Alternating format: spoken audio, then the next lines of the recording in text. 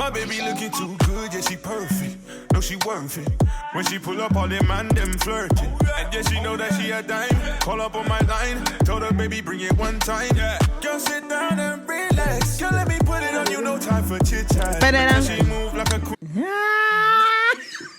What's at the beginning? Which song is that? Got to lie. Gotta be to be real. Oh, that's happening. Are you mad? I'm a rapper. Where's your, let's take a look. You know what I mean, Everyone's gonna have me doing karaoke. What's really good though? It's your girl Yezzi.Yezzir. It's your girl. Hey, why you done already? You're locked into another episode of Hey Sis. You know what I mean? Where we spew our opinions, we drop gems, all of that. If you don't like it, you know what I want to say, kick rocks. Back with another episode. We're talking about things that, believe it or not, you might be going through. Talk about it. That's right. We're talking about pretty privilege. And it's not even in the most obvious of ways. I mean, we're going to touch up on that. But even the ways that you think people aren't experiencing a pretty privilege of some sort of degree. Hey, why? Take it away. Wow, okay. Wow. Welcome, guys. I'm passing the mic to the person that's going to be talking about pretty privilege. Pretty privilege. I feel like pretty privilege, I've been seeing it a lot online and being discussed. And even the term pretty curse has been discussed. So some women who feel like they experience pretty privilege feel like they experience pretty curse, meaning that because they're pretty, a lot of people have preconceived notions of them and who they are. And so they get judged a lot. Some have said that, you know, they felt like it was hard making friends because people just felt like, you know, they were just like up themselves, or that, you know, people are making friends with them for to use the access of their prettiness. But then obviously some people have rebutted that and said like that is not compared to what people go through when in real life, who don't necessarily have pretty privilege because they don't necessarily have they don't fit the beauty or society standards in society. And I feel like I see both sides. Okay. Because I feel like, yes, pretty privilege, pretty curse does exist. I feel like people might see someone that's really pretty and think, oh yeah, that person's coming off, person must think they're all that, and da-da-da-da. It's like when people see people dressed in a certain way, they might be like, oh yeah, she's looking like this or she's looking like that. Like if you're pretty and you're dressed in a certain way, if you have a resting bitch face, for example, people think, oh, you think you're all that. But then if you are not necessarily pretty in the society standards, then, and you, let's say, have a resting bitch face, then you might be excused of its anxiety. Yeah. You know? So I do feel like I understand that side of it, and how people can also don't take you seriously when it comes to relationships as well. So like people just want to get in relationships with you because they just think you're pretty, you're good for their arm, to show you off as a trophy. They don't want to get to know you inside. They just want to get to show you off. So then you feel like, but I'm actually a cool person. I'm funny as fuck. Like, just like me for me. Exactly. I've witnessed two extremes of this. So someone could be experiencing the pretty curse, where on one side, people only want to get with them as a trophy girlfriend or wife. The other side of it is that some people may feel so insecure with the level of attention you get that they'd rather not even date you. Yes. They feel like they can't retain you. Exactly. And I understand that as well. But I also feel like we have to also be able to acknowledge our privileges in life. Okay. Because like, it's the same way like with white privilege. Okay. Do you know what I mean? Like, you have to be able to notice that, yes, your experience those things and your experiences are valid. Yeah, you know what I mean? But you also have to understand that you must be able to see that you also got that, or people are a bit nicer to you because you're pretty, or because of this and that. Like certain doors were open to you just because of your looks. Like if you're not aware of the fact that your beauty has opened doors for you, then it's like I'm gonna need you to wake up a little bit, because the reality is we live in that world where pretty privilege can get you places. So people shouldn't be ignorant to the advantage they have. This is it. It's okay to be like, I understand my advantage, and how you want to use it that's on you. I can't tell you how you want to use it. Obviously, people will tell you to be a good person, you should use it to help other people get in the door. Right? I can't tell you what to do with your privilege. I might have my own opinions, but like, cool. But to pretend like it doesn't exist, babe, let's be honest. Yeah, because it doesn't. Yeah. It also works with men. Yeah. Do you know what I mean? So it's not just like one-sided thing. Men and women who are deemed like that they're meeting societal's beauty standards, they get treated differently. People might be more warming and more likely to just like listen to them when they talk. Yeah. And sometimes, obviously, they don't want to listen to them if it's certain topics. They might think it's not just beauty. They don't know what they're talking about. Yeah, you know what I mean? But in like day-to-day, people are more likely to treat you nicer when they feel like, oh yeah, you're a pretty person. No, of course. They'll be more welcoming to you. Of course, we see every day. Like, there's a series of unfortunate events where there are men that can afford that the first kind of approach they make to women to be in a DM, because you're going to scroll through the profile and be like, okay, I'm going to entertain the direct message based off your looks. There's other men that their DMs will never be responded to, unfortunately, because of society standards of what a good looking person is. Yeah. And who's worthy of replying to a message. Yeah, of respect. Because it is respect as well. Yeah. Or even entertain the idea. A lot of men have to use different approaches when shooting their shot. Some can send a DM. Others have to be in person. Yeah, exactly. It's not the same ball game for everybody. No, for real. And I feel like also when it comes to like pretty privilege, there's like levels to it as well. Okay. Do you know what I mean? Because it's like, I saw this woman talk about this. She's from America, and I think she lives in Miami or something. Ooh. And she was saying that how like standards in Miami, mad. Are different too. She was saying like to New York, to these parts, like different parts of the world, different parts of America. Yeah. The beauty standards are different. So you might be a 10 here, but you're a 2 here. Ooh. Do you get what I'm saying? 100%. Do you know what I mean? It's like for example, like in the Scandinavian countries. Yeah. Blonde hair, blue eyes, you're winning. Slender, and if you're like kind of tall, you're winning. Yeah. Society is telling you this is the one. Do you know what I mean? Whereas compared to, so if you're coming there with your brunette hair, you got a bit of weight on you, babes. You'll be thinking, what's going on? Same thing in Asian countries. Do you know what I mean? Like, in Korea, like the beauty standards crazy. Like being like really, really pale, being like very, very petite. In China, same thing, being pale, petite, exactly. Those things are seen as being beautiful. So you got a bit of melanin, a bit of sunshine on you, and a bit of, you've been eating a bit 212 muffins. Yeah. You could be a size 6. Yeah.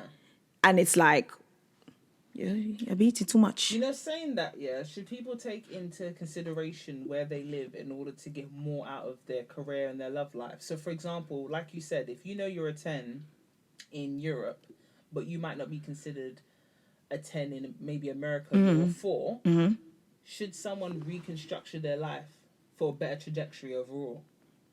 It's a lot, though, to do. Well, some people are very upset with how their career is going. And some people are thinking, you know what, maybe if it weren't for this... If you don't have kids, then yeah. Yeah. Because you can afford to, in a sense of you can leave. You don't have any other... Obviously, you got family, you got friends, and you got all that stuff, yeah. But, like, outside of that, like, you don't have any other... Like, you don't have dependents on you. So you can make that move to push your career, push your life, push your chances. Whereas, like, if you have kids, it's a bit techie. Obviously, if you have kids and you do have a partner, then it's different because you at least you got someone at least there or whatever. But yeah, if you haven't got kids, I feel like you can. Yeah, you can. You could consider it at least. I mean, fuck it, it's life, innit? Like, why not just shoot your shot or whatever? And if you're doing it also because you know your chances are in that place, you find a better career, or you can secure a better career and better life and you might as well just do. Was it just me? Yeah. Do you remember this time when there was a certain group of people, I don't know them personally, but it was just kind of weird. There was a certain group of people that were like, the diaspora, with your education here in like the UK or Europe, if you go back to Africa, you're going to get a great job, great way of living and all that stuff. And I felt like it was just a dream sold, because some people came back. Well, yeah, because it's like, one, you have to secure, if you're going to go back home, secure the job first and secure a good job before you go. Some people are just going. Yeah, like that. I think that's quite wild, especially if you... Yeah, that is wild, considering if you're born here as well, and you've been home maybe twice in your life. What are you doing? Apparently, they make it look like they're just gonna worship you because of your accent, and I don't think that's the case. But that's just delusion, because it's like, again, it's almost like that whole the colonizer brainwashing. In some ways, because you're thinking that, of course, I've moved. They told me if I move over to this country, and then I'm going to get more jobs and opportunity, then I can take that and then go somewhere else, and they're going to love me. That doesn't work like that. No. It doesn't work like that, babe. I wish people were more honest about the experience, because there was a wave of people going back. Oh, 100%. I remember everyone was like, go back home. Yeah. But then it's like, again, it's like, you have the internet. Research. I'm not saying don't go back home. I'm just saying research before you do, so you have a leg up and you're a bit more prepared. It's not that hard to do as well. But some people sell a dream, like particularly South Africa, Nigeria, and Ghana. A lot of people are being told, move back here with your British education or your European education, you're guaranteed a job. Well, that's the thing. But like, if you Google instead of going on TikTok, where it's not exactly, TikTok is not a point of reference for like facts and information. Somebody might get facts and then share it, but you have to still go and check on those facts. Are they actual facts? Are they opinions? Because due diligence, it's just laziness at this point. Now, if I go and tell you, if you go to Kenya, you can turn a pound into 100 million shillings. Are you going to listen to me, or are you going to go and check? Some people will actually listen to me. Yeah, some people will actually go and listen to me. Don't, obviously. But like, literally Google that. You do that for holidays, no? Yeah. Well, some of us do. I do for sure. When it comes to holidays, I don't play. Same. I research. I want to find out like how it's there, what the best places to stay, how do they treat like black people, how safe it is, all that kind of stuff. I'm gonna research that stuff just because I want to make sure, like, okay, so that I can stay in a safe place, I can have a good time, but still be safe and like know how much I need to bring, all that kind of stuff. Because I'm not about to go somewhere on just a whim. Like, I'm not some rich kid that can just go backpacking in Europe. Like, I can't do that. I'm black. It's so funny you bring that up now, because when you speak about pretty privilege and what it helps and what it doesn't help with, something I've noticed on TikTok is a lot of ladies are doing solo travel. Yeah. Would you ever do that? I don't have anything against it. I just think as long as you're being safe about it, then I think, like at the end of the day, you can't wait to have to go with someone all the time. If no one's coming. Like, you can't, what are you going to do? You're going to be sat there in your computer at home just watching people vlogs and just, I wish I was going. You know what I mean? Like, you have to do what you have to do. Do you know what I mean? But I just feel like, just make sure you are safe. You know what you've checked up on everything. Again, do the due diligence. And check up on that stuff. Do you know what I'm saying? It's like, don't just go off. But again, privilege comes with it, with those things. Like, and we have to be able to acknowledge that. I guess sometimes it's harder when it's just what you're used to. I think it's hard to sympathize with pretty privilege in sectors like acting or the entertainment world. It's like, oh, wow, you're pretty and you're getting all the pretty roles and you want to have a serious role, but they won't allow you to have it because you're pretty. Then maybe go into an industry that requires skill set as opposed to looks. Because if you're going into an industry that the forefront is looks and you're not happy about how you're treated, then isn't that something that we have to blame? Well, if I'm going to blame or hold accountable executives and casting directors, because it's only just as of recent times, that if you've got a book, we don't have to necessarily cast people based solely on the. What are you doing? Yes, you. You there. I camera. see you are Yes, you. sitting there eating your food. You're yamming away your crisp. And you're not subscribing. You're not pressing the bell button so you can get notifications. No. I thought we were friends. I thought we were gang. Obviously not. Like, really? Don't play with it. Come on now. Give me 2 seconds. 2 seconds. 2 seconds. You like, you subscribe, Uh-huh. you drop a comment. Period. And you make sure you share that shit. All around the world. Thank you. Okay, let's get back to the episode. Okay. I just think with pretty privilege, it's kind of hard to sympathize with the benefit and the advantages it comes with in sectors like acting and the entertainment industry, when you know casting directors and executives want people that look a certain way. Mm-hmm. So if we're going to hold anybody accountable to the pretty struggle or the pretty curse, it has to be them. But then again, in their heads, they always tell us that we're giving you an image that we know people want to see. Mm-hmm. When's the last time you did a consensus to see if this is what we want to see? No, but it's true. It's only in recent years where we've had, for example, the black community was like, we need to see ourselves more on the screens. Mm-hmm. And because we did that and consistently won their necks, finally we get the movies and we get more representation in the adverts. Because I don't know about you, but I'm seeing a lot more of us in adverts now. Do you know what? I don't really see adverts because I don't really watch TV, so I never really see it. Yeah. Yeah. But that's good. There's a lot. Like, it got to a point that I was watching adverts and I was like, raw. The representation is doing what it needs to do. And full-on representation, because I'm sorry, but I had to say it. Certain adverts back in the day, the only time you would see a black person in an advert is if you have a black man in an interracial relationship or in an interracial family. Yeah. Not that it's not the right image, but I would like to show all images across the board. Yeah, like, show the black man with the black woman and the black children. Yeah. 100%. If you're going to represent across the board. Yeah, exactly. Don't just push like one narrative.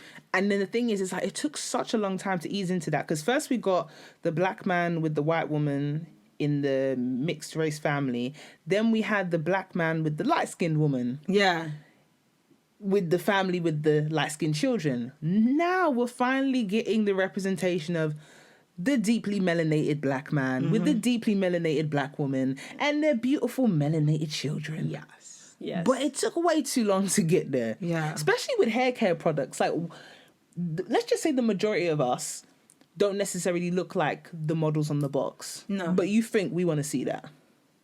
Like, you feel like this is going to resonate with us in the sense of, at least, okay, for example, Dark and Lovely, there's about 10 different shades of that. Mm-hmm. But most of the women look the same. Yeah. So is that what you think we want to see? No, that's what they want you to think. They want you to feel that, yes, you want to look like that. Because it's like setting a standard that you want to obtain that you can't. Do you get it? Unreachable, unattainable. Exactly, unattainable. But you will always strive for that. Yeah. So it's like, it's a pushing a narrative, isn't it? Yeah. In your mind, in your psyche. So it's like the more you see a certain type of people, even if you can't obtain it, then it's like the more you are reminded of you will never get there. Reminded of who you are and what your level is in life. Yeah. Do you know what I'm saying? And it's a doggone shame. But again, it's like, as you said, with like ownership of your like your actions and yourself when you're going into these situations. Because that's why I said it's like white privilege. You don't have necessarily, like, in a sense, when I say white privilege, I mean like you don't have, like, there's some people who are not necessarily racist, right? Yeah. But they don't know they don't know what white privilege is because they're used to living a certain way in life, right? And it's like, I had these conversations during like when COVID, and then, when the guy, what's his name? The American guy that got killed, shot during COVID. And there was a march. American guy, George Floyd. Yeah. I'm so sorry, R.I.P. But when that happened and then the whole marching and everything, and I remember I was working somewhere else at that time, and I was having conversations with, I had another black girl there, and we were having conversations about like just the whole situation and everything. And one of my managers was like, yeah, you know, we were talking about like that somebody asked, were you at the protest? And I was like, yeah, of course, like went down, blah, blah, blah. Yeah. Manager was like, yeah, like I'm always at these things. I'm always like, he was like, I'm always G-checking my friends and my family. But I feel like I don't do it enough and thoroughly. Okay. Right. And then I was saying it to the other girls who were white, and I was like, white privilege is this. Like, for example, it looks like this. You go on holiday, what do you think about? And they're like, oh, you know where to stay, blah, blah, blah, da, da, da, da, da, da. And I was like, you know what we think about? One of the things we think about is how racist is it? So I know exactly what am I walking into. And we were just saying like little things like that, and they were like, oh my God. I would have never, because it's not my life. It's I don't go through life experiencing that. I go through life experiencing what I want as what I get. Yeah. Do you get what I'm saying? So they wouldn't understand if they didn't think of certain things and think of, oh yeah, like you have to think about like the fact like, are there people even welcoming to you and blah, blah, blah, like the stuff like that.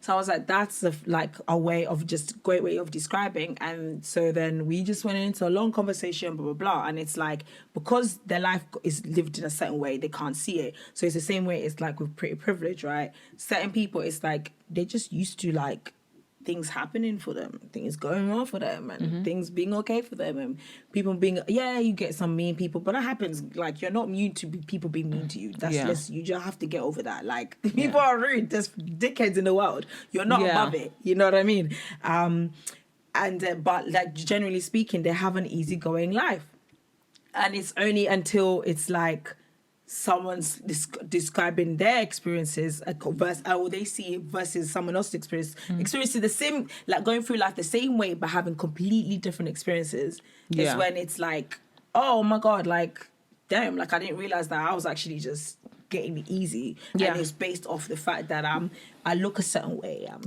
shaped a certain way, and you know what I mean, my skin tone is a certain way and all that kind of stuff. And it's like you have to, it's like you have to kind of wake up from that. Like, yes, cool, it's not your fault, but like understand when people are speaking, listen. There is, it's true. You know, there is a privilege in having a certain look in a certain place that just so happens to work for you. Because, for example, when I look the way I look and I have the name that I have, I don't have the privilege of not being second guessed. So a lot of the times I'll be asked, oh, were you born here? Just double checking. Yeah. You know, for certain documentation and things, applying for things. But if I looked a certain way and had a certain name, 9 times out of 10, you wouldn't ask me that. Oh, 100%. It's like even like my sister finding a place to stay. Yeah. Obviously they can't see your face. Yeah. So when you're applying, going to look job house hunting. Yeah. So because her first name is just a standard like British name, but last name is our African name. Yeah. So when she was looking for places, she was not getting any responses. The minute she changed it to a different surname, that was like a typical white name, and she was sending it to those same places. Yeah, she was getting responses. Should I tell you where that is? Yeah, a lot of landlords, because people need to realize that estate agents serve the landlord. That's the first priority. So a lot of landlords, before searches even started, to start advertising their property, they will say that these are the type of people I want. So typically they'll say, I don't want any people that receive certain benefits. They'll also say that ideally, like the ideal tenants for landlords is a nice working young couple. Because they feel like, okay, they're just working in the city, they come back and there's 2 salaries. So even if one gets laid off, we still have the other one. Ideally, they don't like a single person. But also, they always assume that if you have a foreign-sounding name, you're either gonna, this is the stereotype, move in a lot of people, i.e. family members that want to make it in the city, or you plan on not staying there for a long time. Yeah, or you can't afford to pay on time. Because I know somebody else that also works in the estate agency and said like, there's like there was a landlord that was like, I don't want no blacks. Yeah. No Asians. Yeah. I want white. Yeah. Middle class, people, whether it's single, whether it's a couple. That's my standard. Yeah. I need to know how much they're making. I need to know what kind of job they're working at because I'm not having anything other than that. And the thing is, it's like at that time when my sister was looking, like it wasn't just her that was going to move into that place, but then her friend, because she has an Asian surname. Yeah. She was getting 50% of the responses. Of course, because they believe they got the money. Exactly. So it's like sometimes you don't even get how can you even benefit from a privilege when you have a stereotype that follows you based on just ethnicity alone? Like, it's like the odds are stacked up against you before you even started. Like, give me a break. Let me breathe. It's like trying to get car insurance and you just so happen to live in an area that has a lot of theft. And this is a public knowledge of like how many crimes are committed. So car insurance companies are going to be like, well, the likelihood of your car being stolen as opposed to somewhere in, I don't know, pretty swanky, west, southwest, whatever, we're going to charge you more. You've never been in an accident, never had your car stolen. Before you've even applied, you already know what it is. Yeah. Even based on your career. It's too much. It's too much. It's too much, but... Oh my God, honestly, let me rest. But that's the thing. So like there was a whole, it's almost like, it's a double-sided thing too, because it's like some people who feel like, also like, oh, I don't experience pretty privilege, you know, like I don't get the same as like this light-skinned babe of this and that and all of that. So colorism. Yeah, with colorism. Yeah. Because I know it's like someone that who's, I mean, say I got a few light-skinned friends or whatever as well.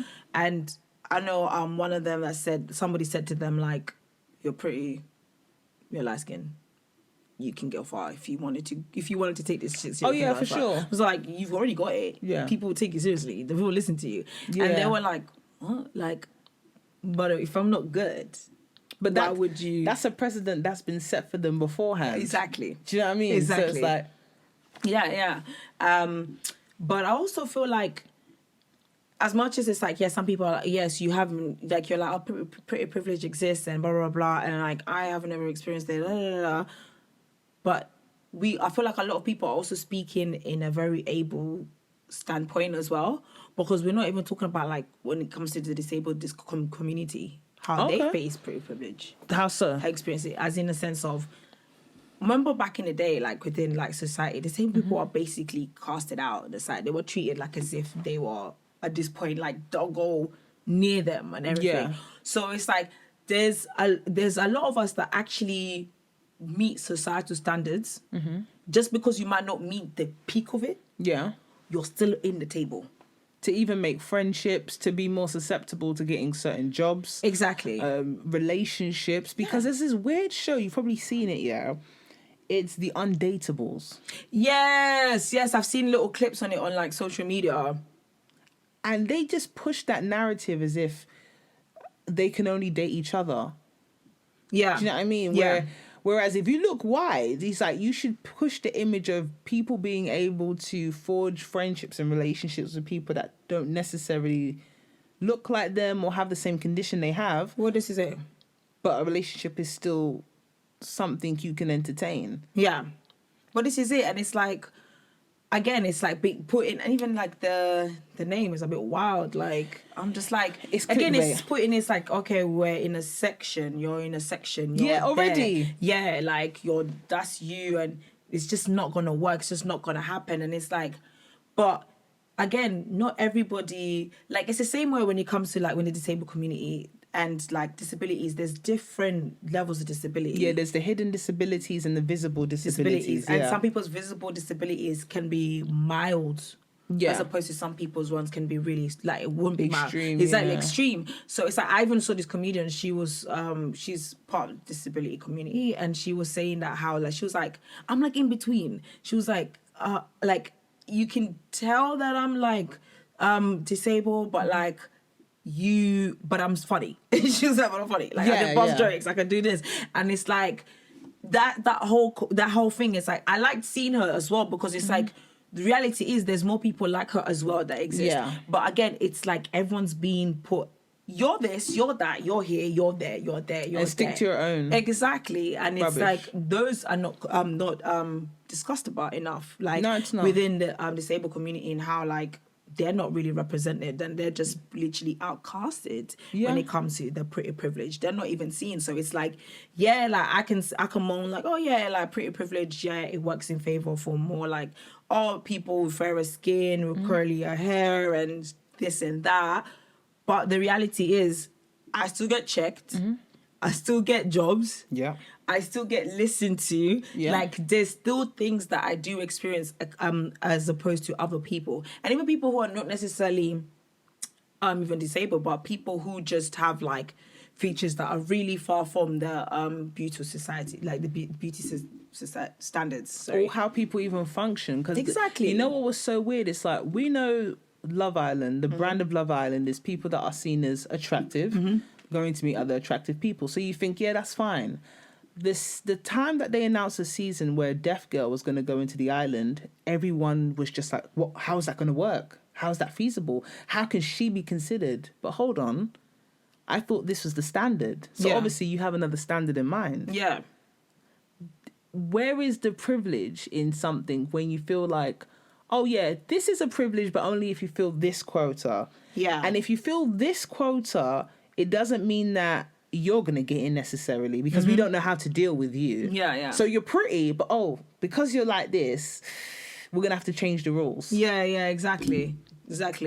And even then, it's like, if they do let you in, it's like, because you meet these other standards. Yeah. You're not too bad, so it's okay. Yeah. You have everything else going on. So you're okay, you're fine, you're cool. But had you not had that, you wouldn't have been here. Not and even that's considered. What's scary. Not considered, because you can imagine how many people who don't meet the quota. That apply for Love Island every year. Exactly. Don't meet the so-called quota, and literally all because it's like, oh yeah, you don't meet it, so you're not getting there, but yet they will be good for the show. But Love Island is another thing, please. Love Island is another thing. That's another thing for another day. Honestly, because I mean, it's literally created to just feed off the narrative of blonde hair, blue eyes with a white guy. I need what would media call it? Imagine they do like an urban spin-off. I know people will be upset, but I feel like people would still watch it. Urban spin-off, explain. You know exactly what I mean. No, explain. You know, the execs will be like, so we've got an idea. Okay, we're thinking of an urban spin-off. Instead of doing it in the summer, we do it in the winter, or we do it somewhere else. And we're thinking that we want to reach more everyday-looking people. And then you're there going, yeah.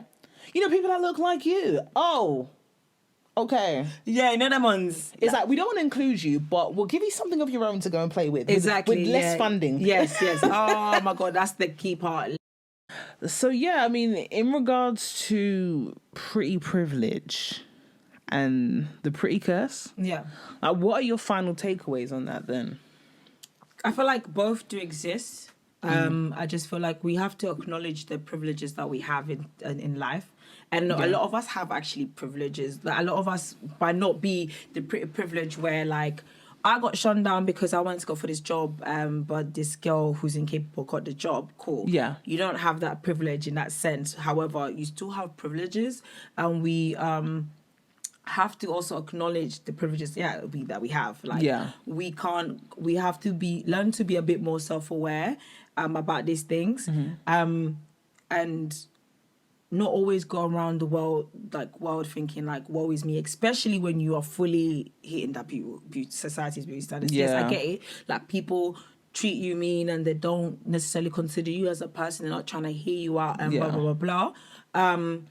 Then I don't know how you can go about that. I guess you can just try and get to know more people who might consider that. It might be difficult, but like putting yourself out there. But I just know it cannot be as difficult as people just shutting the doors at you because of how you look. Yeah. You know what I mean? You have more doors open than more doors closed. Yeah. So we have to be a bit more honest with the topic and the conversation. But I think it's important to hear each other out. The more we listen to each other and like help each other, the less it will be of like you versus them versus you type of thing. Yeah, definitely. You know what I mean? To get because to that. like at the end of the day, those both do exist.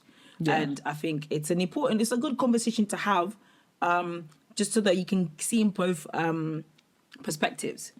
Because again, both people come in at the situation. A lot of people come at the situation both in defense. No, of course. You know what I mean? So it's like being able to be like, okay, cool, I understand how you feel. People don't check on you. People don't see you as a person. And that sucks. And I'm really sorry about that.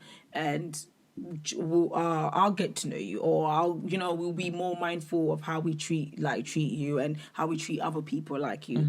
And the same as goes to people who experience pretty privilege. You need to ask yourself, am I getting this job role because I'm getting this job role, or I'm getting this treatment because I'm a nice person, or I'm a kind person, or I'm able to do this job, or is it because of how I look? Yeah. Do you know what I'm saying? Because that's what I like about Zendaya. She understands the privileges that she has. Yeah. And she's very aware of it and tries to do something about it. That's the kind of model that we should all try to move on. Like, understanding your privileges and just trying to help others in with that. If anything, if you're gonna get the privilege and use it to your benefit, also help others out. No, that's a good point with that one. It's in regards to final takeaways, I would say that if you put yourself in a position of a mentor, be as transparent as possible. Because let's be honest, if someone's looking onto you for career progression and how I should navigate myself, you need to be very honest about how you got what you got and own it, because it is a benefit. It is. You shouldn't hide your benefit, but be honest, because someone might think, okay, I'll get here in 10 years. If it doesn't take 10 years, then what is it? And let them know that, is this a road I'm ready to go on? Yeah. Because with every benefit, like you said, if you're now able with your one benefit, give someone that doesn't benefit from that the leg up in your own way, then you're someone that's helping to break the mold. Yes. The mold in that sense. But if you have your pretty privilege and then you decide to close the door and keep it for yourself, then you're no longer ignorant to the privilege, but what you are doing is poisoning things as it is, because it's already a bad situation we're in, that these things exist, and it stops people that maybe deserve to be there. But for you to be like, I'm not going to recognize it, I'm going to keep it to myself, I'm going to act like it doesn't exist. Be real with yourself. Exactly. And be real with people that come after you, because nobody's in the limelight forever. Exactly. Nobody's going to eat forever. So just be honest, because someone might hear your story and be like, you know what? I don't want to even be in the industry like that. But at least give someone an option to have that decision of, okay, is this an industry I want to enter into, as opposed to building a false narrative and someone's frustrated at, okay, why aren't I getting what this person's getting? They're my counterpart. I do the same level of work. What could it be? Yeah. Because that's how you get very frustrated people that are just feeling lost at the end of the day. But, exactly. Because it's like at the end of the day, when you are looking for someone to then now listen to you, you can't come down to the people that you are saying, I don't know what you're talking about. Exactly. I didn't see nothing. I didn't experience it, so I don't know what you're talking about. Yeah, that's another thing. Don't discredit someone else's journey. If they say they struggled, they struggled. If you didn't struggle, that's great. But don't try and create an illusion. Yeah. But obviously, that's when you live to serve yourself. But when you live to serve others and you know that you want to benefit others after you, you'll keep it real. If you don't care about people after you, you're going to lie. No, we're just trying to build a better community for everybody. Like, that's it. Honestly. But listen, I hope you enjoyed this episode. We are on Spotify, okay? Just type in Hey Sis UK. Literally, you'll find us. There's no excuses now. Exactly. But now you can watch us on YouTube, Spotify. Keep up to date with us on our Instagram page. Yes. If you've got any topics and you want to be left anonymous and you want us to talk about it, send us a DM. Yeah. Until then, make sure you do these things before you go. Like, subscribe, comment, follow. Click the bell button so you can get notified when we have new episodes coming through. You've been listening or watching Hey Sis. Stay blessed. I undress and he blows success. Lay down as you decompress. Come on and forget the stress. But the 9 to 5, cause he tryna change his life. He can't help it but to show his bad side. So call me Jesse when he want that good ride. Follow my stride, you know you want a good time. Pick any card, I know it won't decline. He know how to please me, never tease me. Keep